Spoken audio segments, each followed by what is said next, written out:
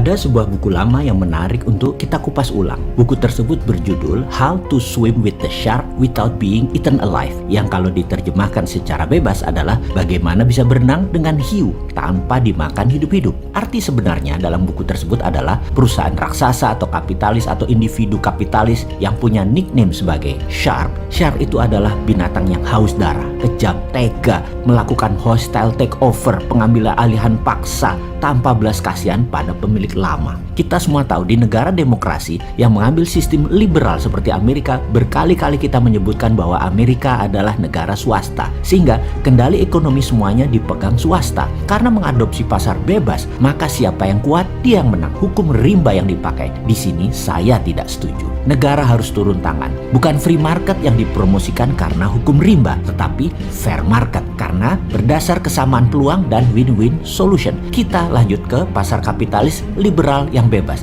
Karena mereka kuat, mereka bisa makan perusahaan-perusahaan kecil dengan harga nol. Anda bisa dibikin berhutang pada mereka dan tinggal diambil gratis. Itu muasal kata debt trap atau jebakan hutang yang dilakukan pertama oleh pihak swasta. Para shark inilah pelakunya. Kekejaman kapitalis tadi sampai sekarang masih ada, malahan tambah buas. Dan itulah business as usual dari para shark tersebut. Mereka berbungkus venture capital, berbungkus giant multinational company, private investor, hedge fund, dan banyak lagi nama mereka biar mereka terlihat baik, seksi, dan mitra terpercaya. Sebelum kita lanjut tentang pelajaran how to swim with the shark without being eaten alive, sebaiknya saya minta izin untuk sedikit lompat. Nanti kita balik ke topik di awal. Shark di dunia korporasi di negara barat sudah kelihatan. Maka ada buku yang sedang saya kerjakan di mana memerlukan waktu lama karena penelitiannya panjang, mengagumkan politik, bernegara, dan ekonomi makro-mikro. Judul buku ini sudah saya sebutkan berkali-kali. Buku ini adalah buku ketiga trilogi serial geopolitik dan geoekonomi yang nanti akan berjudul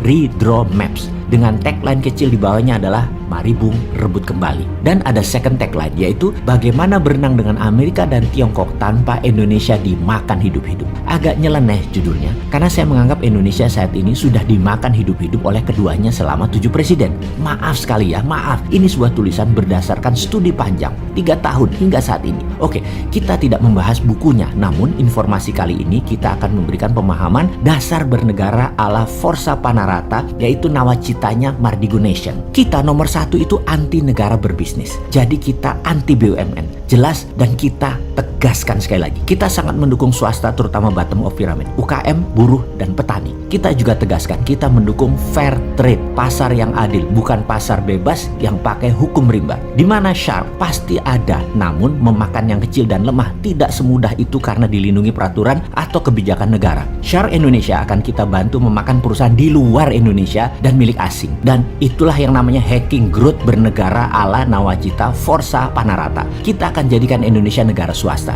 Negara hanya regulator. Negara bukan lagi operator aktif kecuali 3 hal dalam masalah fiskal, moneter, keamanan, dan pertahanan. Dijelaskan lagi, Departemen Pertahanan akan diubah menjadi Departemen Perang atau Warfare, DOW atau Department of War. Salah satu agenda DOW adalah membantu perusahaan swasta ekspansi ke luar negeri seperti VOC dibantu militer Belanda. Hanya militer kita bukan hard skill, keterampilannya lebih soft skill. Persis seperti China Military Strategy. Ini yang disebut New Economic Warfare Strategy. Dengan New Economic Warfare Strategy China tadi, bahkan negara lain diinvasi saja, rakyat setempat plus pejabatnya serasa sedang dibantu, diperkaya, padahal harta mereka sedang dikeduk. Itulah military soft power yang saat ini diperlakukan oleh China. Dan banyak yang tidak mengerti hal beginian. Tapi nggak apa-apa lah, udah kejadian. Kita kembali ke sejarah VOC yang kalau kekayaannya dijumlah sama dengan kekayaan Amazon, ditambah Facebook, ditambah Google, ditambah Microsoft. Dan itu adalah kekayaan VOC. Tanpa military support, hard power yang kejam, VOC nggak bisa seperti itu. Misalnya seperti sejarah di Pulau Banda, penghasil nutmeg atau pala, yang saat itu memiliki 15.000 penduduk. Demi menguasai wilayah tersebut, pedagang Belanda ingin menguasainya, maka militernya di bawah J.P. Kun atau Jang Pieter Soen Kun bisa bantai 14.000 penduduk Pulau Banda, hingga saat itu tinggal 1.000 orang saja. Sekarang itu adalah cerita duka. Amerika selama 70 tahun masih pakai cara Belanda melindungi oil company-nya, internet bisnisnya, satelitnya, dan dolarnya. Namun sejak 2013 Amerika mendapat tantangan baru dengan strategi soft power dari Tiongkok yang banyak disukai pemimpin negara oportunis yang ingin cetak quick money. Miring ke Tiongkok itu ada dua ciri saat ini, yaitu negara-negara yang ambil obor, One Belt, One Road. Negara tersebut memang